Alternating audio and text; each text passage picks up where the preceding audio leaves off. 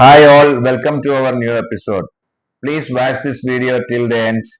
And if you are a new visitor to our channel, please don't forget to subscribe it. After watching this video, like it, share it, and comment on it. We have multiple topics to talk about today's video. Let us start with sports. Yeah, sure. But before that, I have another topic to talk about. That's about the Broadcasting Services Regulation Bill 2024 being drafted. See, this bill, if the bill going to be implemented as it is, this is going to be uh, a game changer in the bad sense. So it will impact. You see, this bill is not going to affect only the broadcasting companies or big media companies or newspapers and all. It is going to affect even the individual bloggers, and even writers like us. You know, those who are actually talking about the current affairs and all will have to register under with the government, with the broadcasting ministry, and that they will regulate and all. Meaning, we cannot talk about anything. Meaning, we cannot criticize anything. So this is something. What do we call actually? This is going to be a very dangerous trend, and if good senses don't prevail on the leaders of this country, this will be, um, this will be, affecting the democracy of this country, the democratic principles of this country. So sad, actually, if it is going to be prevailed. I mean, the way the kind of punishments, the penalties like 50 lakhs in the first time and the crores in the second time and all is going to intimidate people, meaning nobody will dare to criticize what's happening. So we are not sure whether we will be able to make this kind of videos in the coming future if this is going to happen. So that's what. And anyway, now we'll come to the sports space. Talk about few things. We'll start with Vinesh Phogat, the unfortunate wrestler who was disqualified from the finals in the ongoing Paris Olympics because she weighed 100 grams more than the 50 kg, the category she is contesting in. So even the weighing machines have tolerance levels. So I don't know how this undergrams could actually make Venus disqualified. Anyway, her case is her appeal is in the with in front of the court for arbitration of for sports, and they're going to give the verdict on 13, and we hope she will get a favorable verdict, and at least she will get a silver medal because she was qualified for the finals. So even if she were to lose to the current winner, she would have at least got silver. That's the logic. But in a few things, we'll have to talk about, with regard to this. See, Vinesh was one of the adult wrestlers in the forefront of the agitation against Big Bhushan Singh, the then president of Wrestlers Federation of India, who was alleged of sexual harassment against wrestlers. I mean, some of the wrestlers, and in that those during that time was the selection for the Olympics, and then she was not certain. She was not very certain about her chances of getting entry into this 53 kg category. She contested last, and that is because of that reason she opted for 50 kg. And we don't know whether that had any impact on this incident. What is happening? And another one is about the teams, the medical team which accompanied this team.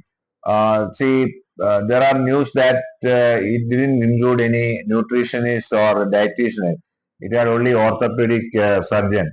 and it is surprising that this kind of for this kind of events or the categories, there is no nutritionist or dietitian, which is a must. And if they were there, if one of them at least there, maybe the things should have been different. Yeah. So anyway, we will wait for 13 and hope she will get a favorable verdict from CAC. Now, a positive news. That's about the hockey team winning bronze, and more about PR Sreejesh, the goalkeeper who was instrumental in this win because of his two penalty savings in the match against UK. And he has been guarding the hockey goalpost for the last 18 years, and he is retired now from the game. And we are proud that he is a Malayali. And now the one thing we need to talk about here is these other sports, the sports other than cricket, don't get the fame, money, or the celebration they deserve. Okay, now if this was this was a cricket team win, then the entire country would have celebrated like anything. Now there is no celebration for this win of this cricket, hockey in the country as such. So this is why we are not doing well in any other sports other than cricket. See, we didn't win a single gold in any category, despite being the most populous country in the world. This is unfortunate. This is mainly because the people, the authorities are not giving any importance to any other sports than cricket, and the facilities, the training, the glamour, the money are not given to the other sports. That's the reason. I mean, even the sports which earn a lot of money for the players in worldwide, like football and basketball, even those are not doing well in our country. Anyway, this is something the sport ministries, and the sports authorities, and the sports enthusiasts actually should think about. Now, coming to cricket again. See, we had already done three videos on Sanju Samson, the injustice meted out to him, and the kind how unfortunate is this guy. He is one of the most unfortunate cricketers India ever had. And he always, he is taken in an ODA series, when a T20 tournament is coming up. He is taken in a T20 tournament when ODA is coming up. On if even if he is taken, see in the last 10 years, how many chances he got, and that also he got chances, once in a blue moon. And if he fails in one match, he will be thrown out. And in the last World Cup, for example, he was taken in the team, but he didn't. He was not played in any of the matches, and because he didn't do well in the warm-up match. And that is when the people who have been failing consistently. And the Suryakumar Yadav had three ducks, and then he was made captain. And Pant got out for duck in the World Cup final, and he is in ODI and T20, despite the fact that he has not been doing well in any of these formats. And Sanju Samson got a century, a match-winning century against South Africa on South African soil in his last match, but he was not included in ODI matches. And then we have seen that how India lost that ODI series against Sri Lanka, and where say for example Sanju's competition, the KL Rahul and Pant didn't do well in front of the wicket as well as behind the wicket. So sad. And this guy is actually now 29. And then if the authorities, the BCCI, the coaches, the selectors are going to treat him the same way, it will be purely an injustice, a partisan attitude. And we don't know why they are doing this. Is it they are doing it to save somebody or support somebody? So, so now Bangladesh is in crisis. What is happening there? Yeah, so the Bangladesh is in turmoil. It's mainly because the students' agitation, the youngsters' agitation against the reservation quota in government services and jobs. So Bangladesh has about 56 percentage reservation, of which about 30% for the descendants of the veterans from 1971 Liberation War. And see, these youngsters are getting, there is joblessness, unemployment over there, and this agitation took a violent turn, and the Prime Minister Hasina Sheikh had to resign and leave the country, and Bangladesh is now in the control of military, and military has installed an interim government under the leadership of Mohammad Yunus, the Nobel winner, and we don't know what will happen. See, now there are few lessons to learn from this, for other countries to learn from. One is the jobless growth. So Bangladesh was actually growing economically. They had good economic growth, GDP growth and all, but jobs were not created. That is the reason why the people are taken to streets, and the students are taken and are taken to streets to protest against this because they were not getting jobs.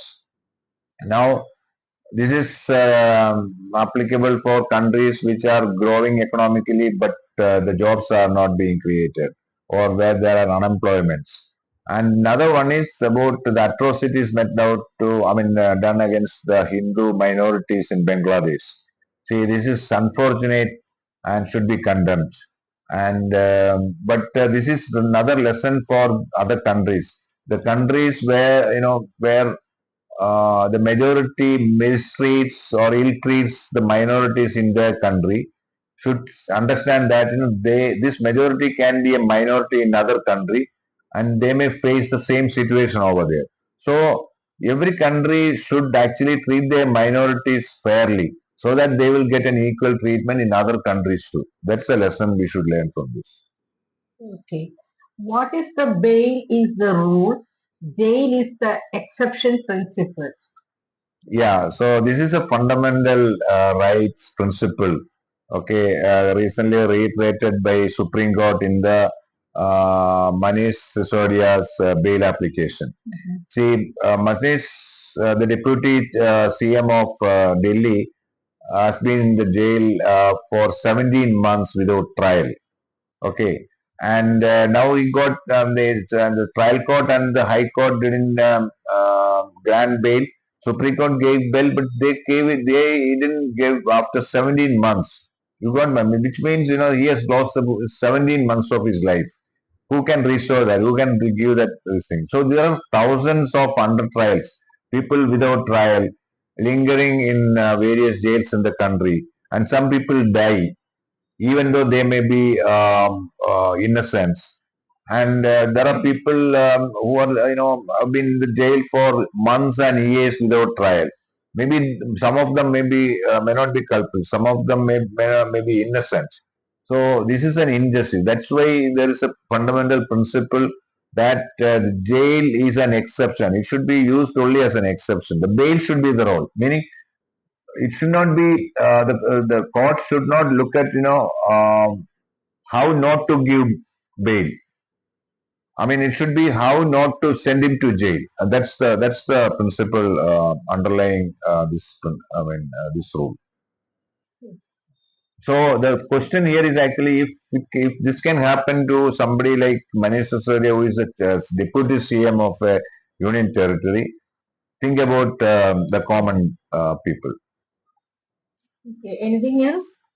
Yeah, the small couple of small things. Once about we published a video on budget 2024 a couple of weeks back, in which we talked about the capital gain tax on non-financial assets like properties and all. So in that budget, the finance minister reduced the capital gain tax on non-financial assets like properties, real estate, etc. from 20% to 12.5%, but without indexation. So indexation is the process of adjusting the cost of capital, cost of purchase or cost of investment for the inflation. But by reducing the tax amount from 20 to 12.5%, indexation has been taken away. So people felt that this will be disadvantages for the people. And anyway, in the when getting the finance bill passed in the parliament, they changed that.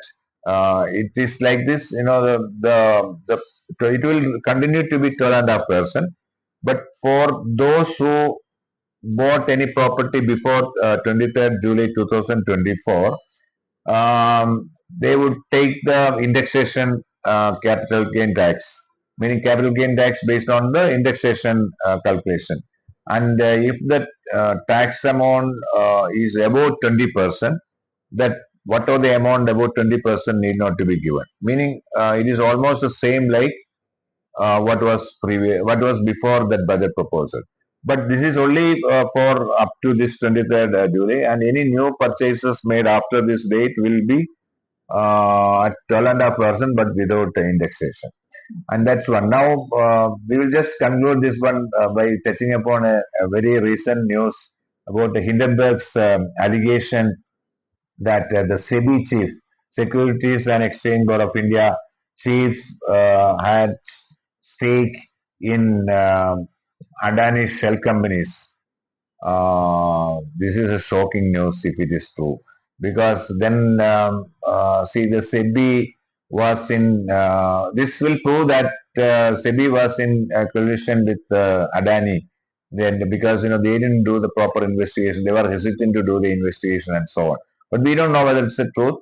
The SEBI chief actually denied any involvement, but we will come to know about the truth in the coming days.